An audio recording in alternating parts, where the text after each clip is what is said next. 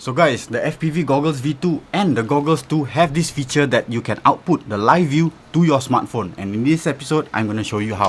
Let's go.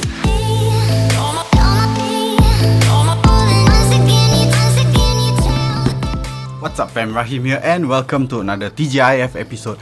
So recently I went to Lab Paradise in Johor Bahru, Malaysia, and I got some excellent, awesome drone shots with the DJI Avata. I will get that into an episode, so do subscribe and hit the notification bell so you don't miss it. So anyways, I will always have these cables leaving my drone bag because I want to connect up my live view to my mobile phone so that either my spotter or an audience can join in the flight with me. So now just a quick one, why I mentioned spotter, because in most countries will require you by law to have always a clear line outside of your drone. But we're in FPV, right? The moment you wear your goggles, you can't see where the drone is going already. So that's where you'd be required to have a spotter to help you see where you are flying and kind of have a secondary opinion that if you crashed, right, bro, you crashed in the tree. Which tree? There are so many trees out there. So with a spotter, he can help you locate where your drone landed. But if it crash landed out to sea, then just take off those goggles and give you a salute.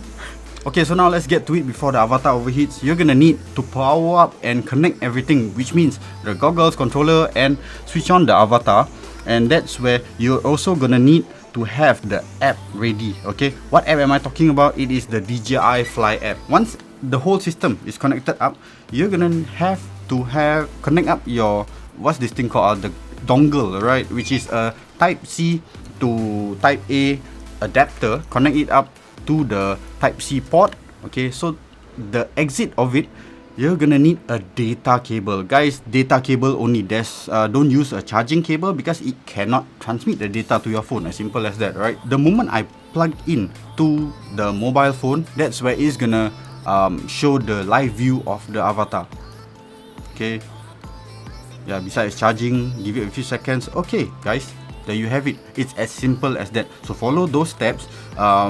Dongle from goggles to a data cable and then into your smartphone. And so if you want additional view of, let's say you want what you see on the screen, right, you want a recording of that, that's where you have two options. Either you could do a screen recording from your mobile phone, or you can also choose to go to the camera settings, advanced camera settings, and then there is something that you need to switch on, the camera view or something like that. Okay, switch it on, and that's where the drone will have its own cinematic HD recording, whatever you set it as, right, stabilized and all that, but you'll get exactly this view recorded in the goggles, right, when you press record lah. For myself, I record both on aircraft and in goggles. So yeah, that's just additional tip for you. Now since we're here, okay, gonna just put this fan at the Avata so that it doesn't overheat.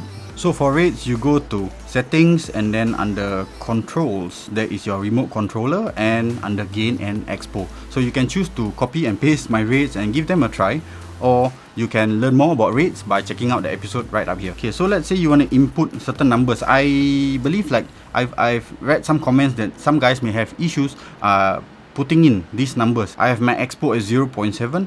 Let's say you wanted something much lower. I don't know why DJI does this, but you'll have to scroll all the way. Or let's say we want to get to 0, right? You don't want any expo in, you just want a linear kind of controls, then that's where you can set to 0. But okay, I'm gonna bring it back to 0.7. There are 100 numbers in between, so you'll have to keep scrolling until you get to 0.7, not 0.07, 0.7. Okay, and there you go, right?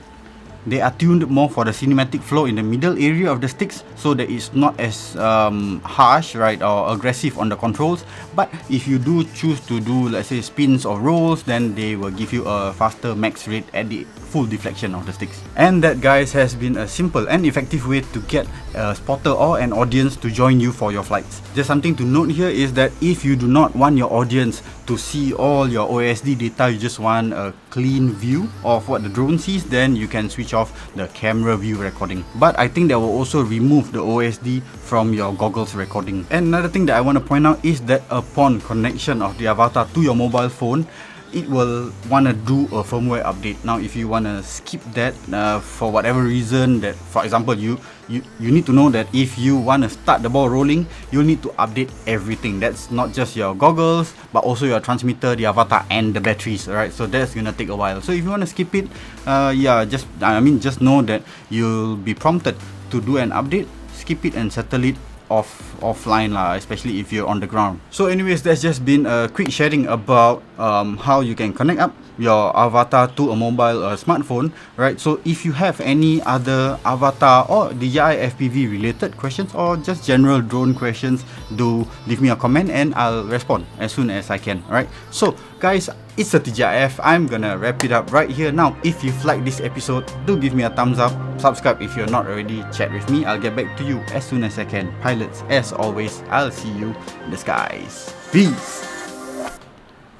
That was an awesome closing. Okay, bye.